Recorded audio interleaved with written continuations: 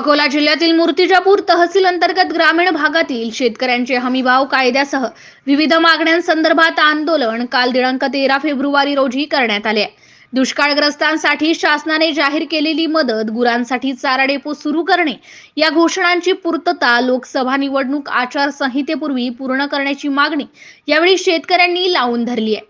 Doctor Swaminathan आयोगाने शेतकऱ्यांच्या मालाच्या खरेदीसाठी कायदा असावा असा अहवाल केंद्र शासनाला सादर केला आहे, परंतु त्याची अंमलबजावणी अजूनपर्यंत झाली नसल्यामुळे दिल्लीमध्ये शेतकऱ्यांनी आंदोलन सुरू केले असून येत्या 16 फेब्रुवारीला भारत बंदची हाक दिली आहे।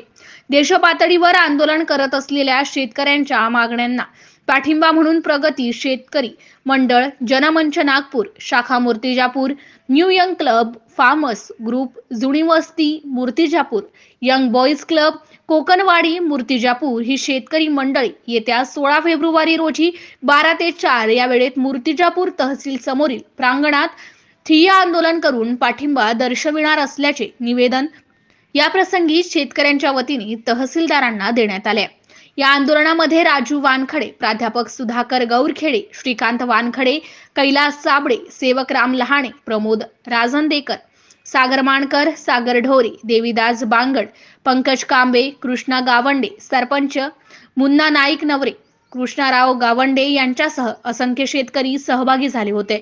NCN न्यूज मराठी करिता धनराज सपकाळसह कॅमेरामन नरेंद्र वाढवणकर, अकोला।